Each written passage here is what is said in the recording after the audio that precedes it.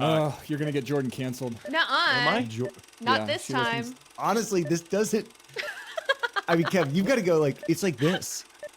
And it's like every photo, it's like, this isn't really a feature. Sorry, Alex. This is just what we do. We just chit chat. This is our show. You're so good. You're getting it. This is a full takeover. All right, Alex, back to you. Get us on track.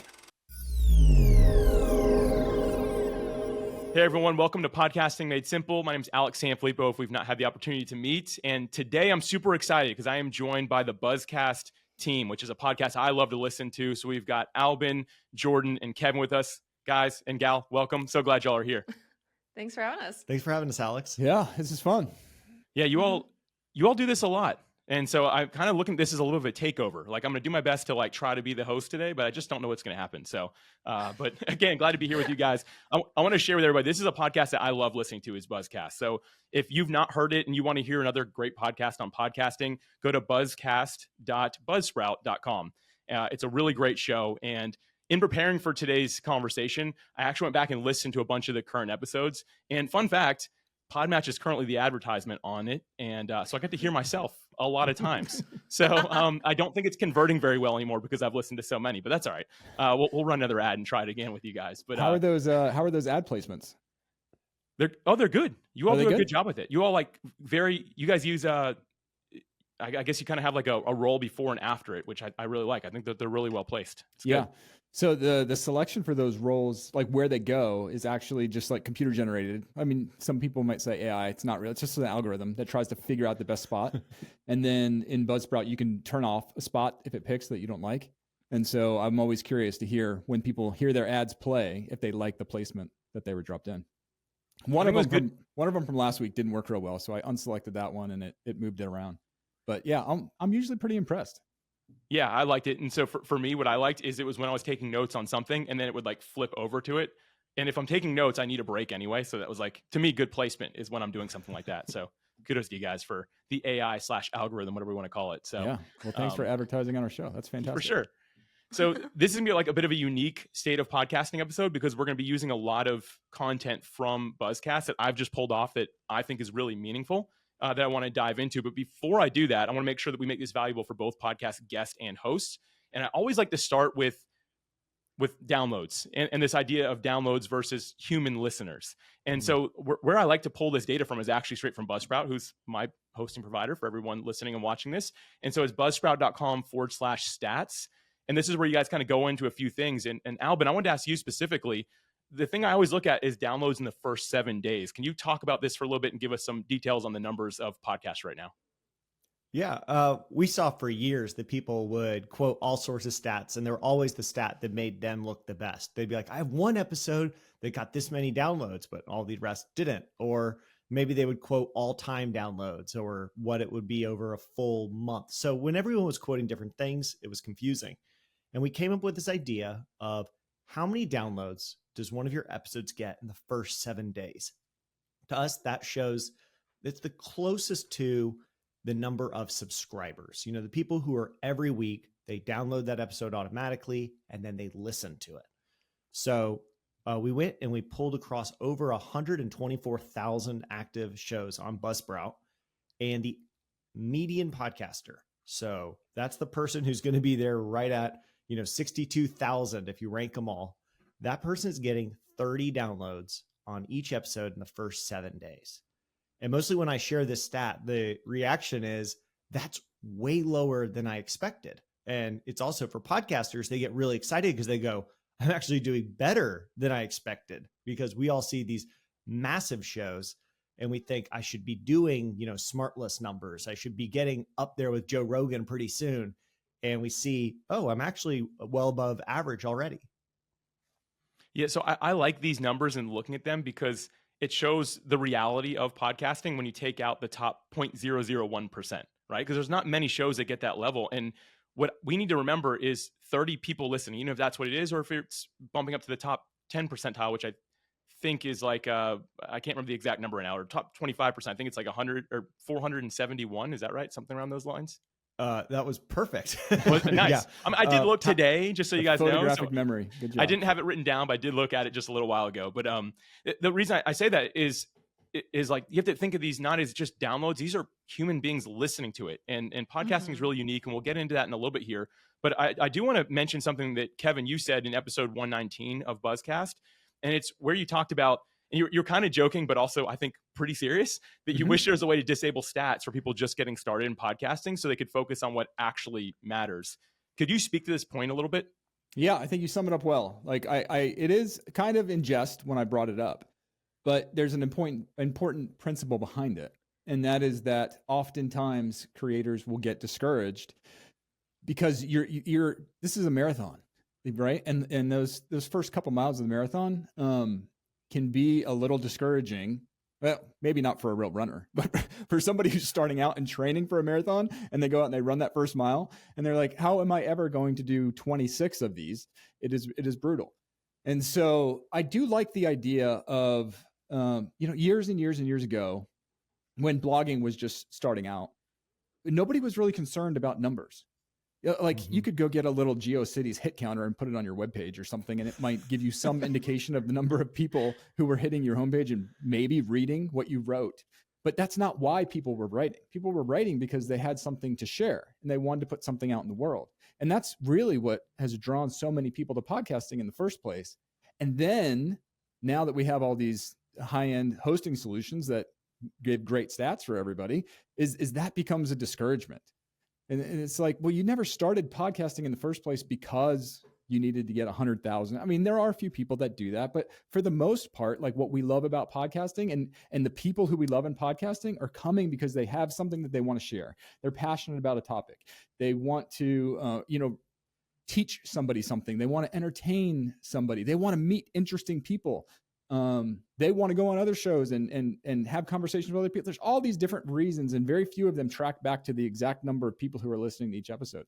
So I just don't like it from the perspective of, the first 90 days, like when you just start something out, when you just go to the gym for the first time, when you just run that first mile, when you want to write a book and you write that first scratchy page, like the last thing you need when you're planting this seedling is somebody to come and stomp on it. What it needs sunlight, and it needs water, it needs curation, it needs love. And I don't know that stats in the beginning deliver much love. And so I just like the idea of, I wish there was a way to just ignore them, to turn them off. And so maybe that's something that comes to Buzzsprout someday, is that we say, hey, here's some reasons why we have great stats. You might want to look at them someday, but maybe not now. And so maybe we give away to snooze stats or something. We talked about this challenge, this 90-day no stats challenge, and some people did it. I don't look at stats all that much, so it wasn't a big thing for me, but it's something to think about. If you're just starting a podcast, like maybe just do your best to ignore the stats. It's hard not to look at them, but if you do, at least remind yourself that that's not the most important thing. That's not why you started. And this is a long game. It's a long journey. So don't get discouraged. Yeah. Something I decided to do is I want to be public with my stats. I just think it would be helpful for podcasters. So I signed up for OP3, and Buzzsprout added it to the RSS. And so if you go to podmatch.com/episodes, it literally has our numbers, and you can just go click through it and take a look at it, which is something I just wanted to do because at the end of the day, it's not about having the most downloads. It's about reaching the people that you serve best. Yeah. And the reality is, if that's 30 people, if that's 50 people, that's better than reaching thousands of the wrong people for you. And so for me, I just think it's so important. And I want to transition this, and Jordan, I'm going to call on you here for this, but I want to talk about the metrics that actually matter beyond total downloads. And yes, you can learn something from it, so I don't want to dog it too much, but I've always found that listener consumption or completion time of episodes is far more valuable. Can you speak to the point of what this has meant for you? Because I think your podcast gets more downloads than all of ours combined. So you can see some really high level data, right? Like on the consumption completion rates. Yeah, I mean, there's value in total downloads, of course. You can, see how many listeners are coming back for your episodes, or calculate ad prices, or just see like the overall growth of your podcast. But episode consumption data plays a completely different and more important role in like your listener behavior and planning your podcast content. So like when you look at an episode's consumption, it's in a chart where you can see the beginning of the episode and the end of the episode. And you'll notice trends in these charts because it not only shows like when people quit listening and it dips off, but you'll also see a dip when they skip your content. So that comes in handy when you're planning your content or evaluating how listeners are reacting to your podcast. So, for example, in my my personal podcast, every single episode I have a sponsored ad read in the exact same spot every episode. And when I look at my episode's consumption data, every single episode, there's this perfect little dip where my listeners are hitting skip twice. And it's not like a big enough deal for me to move my ad read somewhere else, but maybe if you put your call to action like at the end of your episodes for listeners to like support the show or leave a rating and review. And when you look at your episode consumption and the listeners consistently drop off when you start wrapping up your interview before that call to action, then it might be a good idea to move your call to action maybe to like the beginning of the episode, or maybe do like a break in the interview. And then this can also apply to like your podcast segments or the episode length. And there's a lot that you can figure out from taking the time to look at your episode consumption and see if there's like similarities or consistencies across all of your episodes. And this is your show, Dreamful Bedtime Stories, right? Yep. Did I say it right? You like paused. Did I not say it right? I don't like saying, yeah. Okay, I'll leave that alone. My point is, could you find a way just to work it into the story and be like, and that's when little Rosie invested in a new 401k option, right? Like, I don't know. No joke. I've had sponsors like reach out to me and say like, we want to do a branded podcast episode where you work it into your episode. I'm like, no. Right. I can't. Just not gonna Little work. Red Riding Hood has PTSD and goes to BetterHelp. Yeah. It's 50% off with code Dreamful. Wow. That's exactly it. Oh man. All right, got to bring it back here. So I think something that's important for guests and hosts to think about is go to Apple and Spotify and take a look at your those rates, right? How far people are making it. And I'll say this, a podcast with 100 people listening to it that has nearly 100% completion rate from people is better than 10,000 people listening with only being 10% making it through the episode. Like it means your content is stickier and it's reaching somebody that clearly is benefiting from it and they're coming back. And so to me, that's just such an important metric. And I'm glad you brought that up, Jordan. I think it's really cool just to hear from somebody about that. And Kevin, you got something to add here, right? Yeah, I think one of the things I don't hear podcasters do often enough is just be honest and real with their podcasters when it comes to advertising. And so oftentimes you'll be listening to a podcast, it'll cut away for an ad and it'll cut back. And that's all you don't have any context for what this means for the podcaster. And we're listening to the content because we like the content. We like the podcaster. We feel a connection with them as a listener. And so if you would take the time as a podcast host to explain to your audience that this is a passion project for me, or this is something I'm trying to go full time at, and the only way I'm going to make it is with some of this ad revenue, or if you support my show, or if you subscribe to my premium offerings, like if you let them know what it means to you as a podcaster and how it's going to help the show succeed and continue to go, then I think you're going to get a lot more people who are not skipping over those ads. You're going to say, hey, if you don't mind, take a listen to the ads. It's important. I curate the ads. I only choose the ones that I think would be a good fit for my audience. So if you hear about something that you think you might like, please click through and check out my sponsor, because they're the reason that the show exists. Same thing with your premium content or whatever else you're doing. But if you're just cutting away to ads and then just coming back and you're not giving the listener any reason to engage with that ad, they're just going to think it's a commercial. And like we're trained when we sit on the couch and watch TV, it's a commercial. Oh, it's time to get up and get a drink, or it's time to fast forward if you have it on the DVR or whatever. It's time to tune out.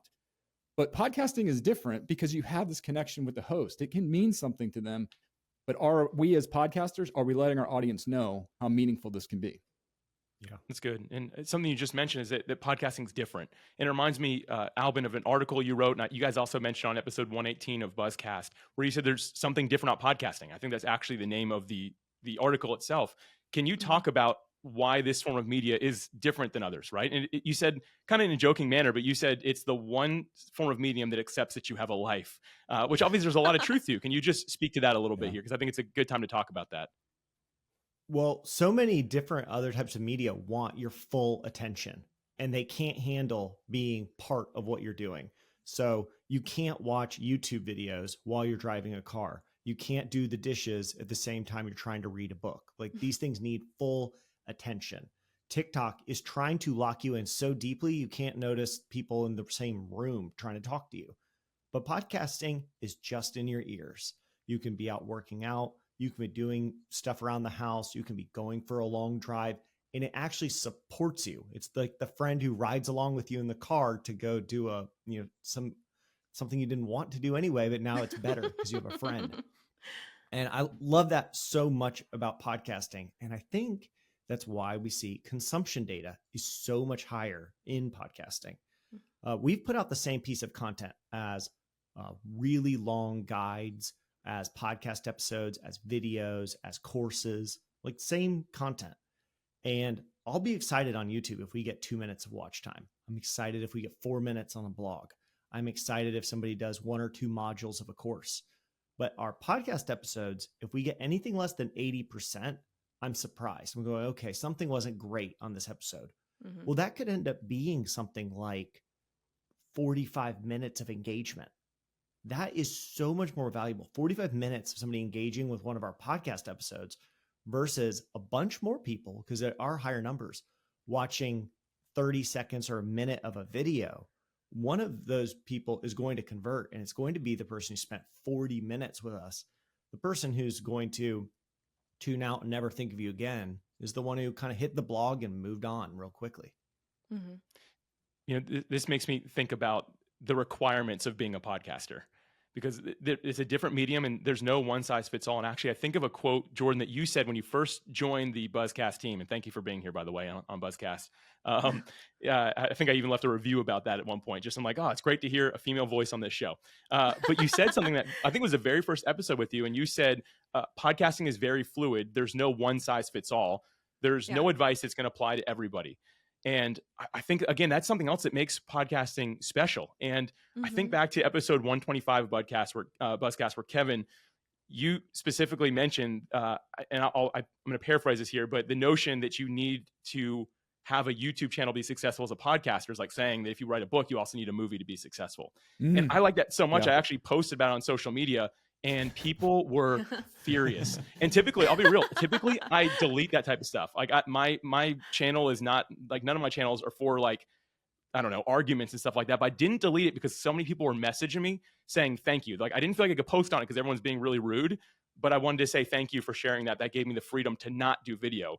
Kevin, I just want to hear your perspective on this, and not just necessarily the video thing, but in general, why it's not necessarily required to do more than just create audio, right? To be a podcaster. Can you just kind of riff on this a little bit? Yeah. I mean, it is a bit of a controversial statement for sure, because, you know, video, a lot of people are having a lot of success in video online. And my point wasn't to diss video at all. There's nothing wrong with video in and of itself. The thing that I'm taking issue with in the podcasting space is that the way to level up your podcasting game is to go into video. And I look at these things as two totally different things. Can they coexist and work together? Absolutely. But a lot of influencers or coaches in the space are recently kind of getting on this bandwagon of that's the next logical evolution to up your podcast game, is to get into video. And when you're talking about, like, I do think there is an apt comparison between writing a book and doing a movie. Like, I think it works the other way a lot better. If you already have a movie, like you've already written a screenplay and stuff as part of making the movie, so adapting that into a book isn't probably that hard. But going from a book to a movie is a huge leap, right? Actors and sets and taking the original text and making it dialogue and everything else that goes into doing that. It's much harder. And that's where I think we are with podcasting. Doing a podcasting segment that's audio only and then transferring that into video requires a whole lot more. Requires cameras, requires, you got to do your hair. I got to shave my head this morning because Alex is going to put me on video. Like, I never shave my head before I do a Buzzcast episode. And so here I am in the morning, shave my head because we're on video today. Thank you, Kevin. Yeah, appreciate it. Thank you. And so it's just a whole nother thing, whether you have to shave your head or not. And I think, again, because I care about independent podcasters, I want more independent podcasts to spur up and to get some traction, and for me to find them and for me to enjoy listening to them when I'm walking my dog or driving my car or whatever. I don't need the video component, but I want these creators to exist. And so as many hurdles as we can knock down, that's what I'm interested in. And I feel like video is just a big hurdle that a lot of people are trying to put in front of podcasters. Some of the biggest podcasters in the world have no interest in doing video, have never done video. You don't have to do video. And so I'm not saying you can't do it or you shouldn't do it. What I'm saying is do not let it take you out of the creator space, because you can do a really great podcast without the video component. And so, the argument against it is, hey, ignore YouTube at your own peril. Well, I say embrace YouTube at your own peril, because it is a lot of work, and it might take you out of the creator space entirely. And so just don't accept the statement that you have to do it. You can do it. And if you're excited about doing it, let's go. But if you're not, audio podcasting is awesome, and you can totally just do that, and you can be very successful. We got all the same advice a few years ago about email newsletters. Everyone was like, you've got to have an email newsletter for your podcast. And there were people who were like, you've got to have your own website and you're blogging on that website. You've got to be promoting the podcast on social media. You've got to, and it's like, there's so much. All of these things go into building a media empire that would be really, really cool. But most people have a job and they've got families and they have hobbies. And they, on top of that, said, I really love one of my hobbies. I'd love to share about it on a podcast. That's their dream. So let that be the dream. Don't tell them you can only do this thing if you also promise you will do everything else and try to become a full-time creator who burns themselves out. And I think that all we're trying to do is give people permission to just do the thing they want to do. And for some people, that's just doing it, an Instagram page. It's okay if that's what you want to do. You don't also have to do podcasting. I personally love podcasting, but if you find something else is your passion, go for that. Don't overload yourself and burn out before you get to even find out if you liked these things in the first place. Yeah. Jordan, did you have something to add there? No, I think that's really good. I felt like I was about to cut you off. That's why I asked. No, I was just like, that was a solid answer, Alban. Yeah, I agree. Very solid answer. Sorry to call you out, Jordan. So the thing I really like about this notion is this also applies to podcast guests. And it's one of the reasons on PodMatch, we literally ask people when they're signing up, do you want to be on audio podcasts only, or also are you okay with video? And guests all the time email in like, hey, do I have to do video? Like they're new to it often. And they're like, hey, I've been in the business world for 25 years, but I've never been on camera once in my life. And we just tell them, no, you do not have to.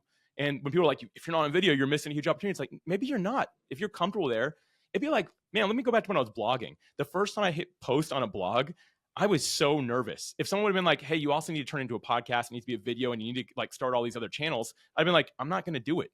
I'm sorry. I'm already freaked out just posting this with my name on it in the internet and putting it out to the world. So I think the notion that we need to do more than we're comfortable with is just possibly causing people to quit faster or causing them to not start. So I want to get real practical here as we kind of before we come to a close here. I want to talk about Buzzcast's evolution. You all get a lot of listener feedback, which the listeners are podcasters to your show. So you get some really unique feedback, and you guys added a new feature, which I love. Fan mail is great. Like we're getting fan mail for our podcast, which allows listeners to text into the show. And I think that's super cool, but I'm wondering, just like some rapid fire stuff, what are you all learning and how are you changing Buzzcast based off what you're learning? And are you even changing it? Something that immediately comes to mind when you ask that is when we first started doing boostograms, listeners could send in money with a message. And so we added a segment where we'd read off those messages. And there was this honestly very out of place FM radio style, it's time for Buzz Boost stinger. And then was it your voice? Was it that? Did you just it was not me word for word? Okay. No, I mean, it was pretty close to that. And then we'd read the boosts, and our listeners hated it. They hated it. And we still wanted to support value for value, and we wanted to have listeners interact with us and have things like that. And so what wound up happening was we decided to put a little bit more intentionality into the segment. And we were like, okay, well, what if we tie in this segment with the content of our episodes, and we ask our listeners a question, and the listeners can write in with their thoughts and their opinions, and we work it into the content. And now it's a hugely popular segment. Honestly, it sometimes takes up half of our episodes just reading all the content that comes in. And so, I would say that listening to our audience and taking their feedback into consideration has vastly improved our show. Yeah. And let me go ahead and let Jordan off the hook for that. I'm the one that went to Fiverr and paid for the Buzzcast or Buzz Boost stinger. And it wasn't just our audience that hated it. It was also Jordan and Alban equally hated it. And I thought it was hysterical. And so I forced it into the show for like 2 months. And then they would always beg to take it out. And finally, we heard from enough people. And they're like, Kevin, it's not funny. It's a terrible joke. Please stop doing this. I've really loved the times where Buzzcast influences Buzzsprout as a platform. I mean, I went back and pulled up this old episode recently where at the beginning of the year, we're reading off the 7 or 8 ways to interact with the show. Jordan's like, you could send us an email. You could give us a voicemail through this system. You could send us a Buzz Boost. You can reach out to us on Twitter. Oh, Twitter's now X. You can reach out on X. She does all the list. And eventually Kevin's just like, I'm so sick of this. We just have to have one way. We have to figure it out. And the next week we were like, hey, we're going to experiment with some texting stuff. And we see that works. It quickly became the dominant way we were doing stuff on our show. But I think it was like that day when I was like, hey, we got a bunch of texts. Kevin goes, don't talk about it too much. We're probably going to build this now. And so like, then it becomes like a way for us to stress test things in real time and learn what podcasters really need. Transcripts. We wanted to transcribe our own stuff and it was just painful. So then we figure out we probably need to do something more with transcripts, make it a little bit simpler.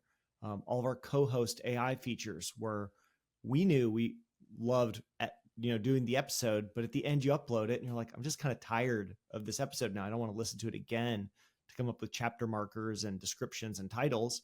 Oh, this is actually a great place where we could use AI once we use it for a little bit. Let's see if we can implement it into the system. So I think that's been a really fun iterative process we've had. Figure out a problem on Buzzcast, solve it, and then pitch it to the rest of the team. Let's actually build this thing.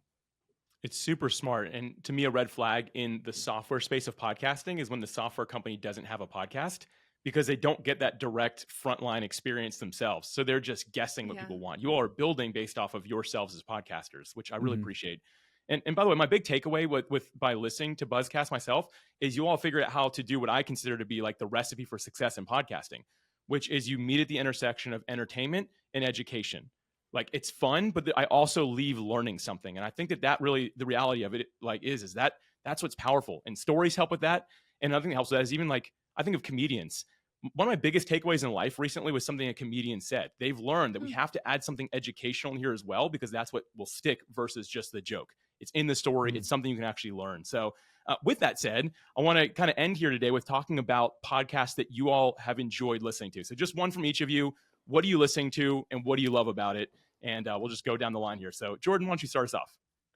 All right. So before we were recording, we were talking about Survivor and how you had Liz from this most recent season on the last live event. And I was so excited. But one of the things that has just really enriched my fandom of the Survivor series is the On Fire with Jeff Probst podcast. It is the best companion podcast to any show I have ever listened to because they break it down in a way that makes sense for podcasting. And it's not just them talking about like the most recent episode. It's them going into, how they start a season, what ramps up, what departments do. And they talk to the department heads about what they go into for it. And I think it's amazing. It's such a good podcast. That's cool. Who's next? You. Perfect. How about I go, Alex? By the way, this is my first time doing a podcast with 3 people, so forgive me for being a little awkward. It's not easy. Who's listening? No, it's not. It's not easy. You're doing great. All right, how about I go? I picked out, for the answer to this question, I picked out Never Enough, a new podcast by Andrew Wilkinson. And so Andrew he's been around in the tech space forever. And kind of the pitch for his show is that he gets to talk to interesting people in the software business all the time. And so he wants to start recording some of these conversations so other people can listen in, kind of fly on the wall of conversations that he's having normally. Now, why I actually, I'm not resonating a ton with Alex as the host of the show, not Alex, Andrew. So I was like, dang, dude, wait till we're done recording. Come on. Too many A names. I'm I got some sorry. live There's feedback Alex right and now, there's Alex. Alban and there's Andrew. Okay, this is about Andrew, not Alex. So I'm not resonating with Andrew a lot as a host, but I'm really loving the guests that he's having on. And so, and what I'm enjoying about Andrew is that he's new to podcasting. I think he's like 2.5. He's got like 2 episodes and a trailer. And so I'm interested in seeing if I connect with him more over time as he hones his craft a little bit. Because it is very conversational. It's not a typical podcast interview. So if it becomes maybe too typical, maybe I'll like it less. I don't know. But it's a new show and I'm enjoying it. I don't love the name, Never Enough. Oh my gosh. I think that's terrible. Like we should all have some sort of picture of what enough is. And maybe he doesn't. There's a life lesson there for sure. Oh, wait. I heard it as like, oh, this is going to be a podcast about how we feel like we never have enough, but maybe we do have enough. I hope that's where he's going with it, business. but it doesn't sound like it. It sounds like he's like, always hustle the more, opposite. more. I'm like, yeah, that doesn't really resonate with me. All right, Alban. Or what do never you got? can get enough of the podcast. I've actually probably this year picked up 5 or 6 new shows, but I will pick the Journal. That is the Wall Street Journal's daily podcast that they're doing in conjunction with somebody at Spotify. And they've done this really interesting series recently on Ozempic. And so they did an episode about all those weight loss drugs and how they developed them. Then they've done episodes about why they're so expensive and what it's doing to the healthcare system. And then they're doing episodes about people, just like real life stories. And it is just so well done. The daily podcast that they do, where they get deep into like an economic story, or it's always something a little bit more deep, and it's less politically charged as maybe some of the other like daily news stories mostly are. And this is just like they pick one topic, they go really deep. And specifically that series they've been doing on Ozempic has just been really fascinating. So I've been recommending that a lot lately. Really cool. I'll go ahead and share mine. I've actually been enjoying the Jasmine Star show. Her and I think really similarly, but she has the female perspective. And so I find I learn a lot from it. Alicia, my wife, told me not to say it this way, but I'm like, she's a beast, but not in a bad way. Like just the way she shares, like her solo content is so like, I can sit there and take notes. I'm like, I think that way. But again, the female perspective is helping me really grow a lot because I just have my male perspective. So that's been a show I've been really enjoying lately. So right. Guys, we have to be careful with those adjectives when we're describing women. My daughter and I were both working out in the gym yesterday, and I was like, man, I'm looking thick. And she's like, yeah, you are. And I was like, so are you. You're looking thick too. And she's like, that is not good. Do not never say that to a girl. The adjectives don't go both ways always. Yeah. Like if someone's like, Alex, you're a beast, I'm like, thank you. But Alicia's like, when you call a woman a beast, she's like, what? Excuse me. Right. Yeah. So I meant that in the nicest way possible. So hopefully if Jasmine ever hears this, she'll appreciate it. But anyway, Alban, Jordan, Kevin, this was a blast. Thank you so much for being here, guys. I appreciate y'all. Thank you, Alex. Thank you we appreciate all Alex. you do for podcasting.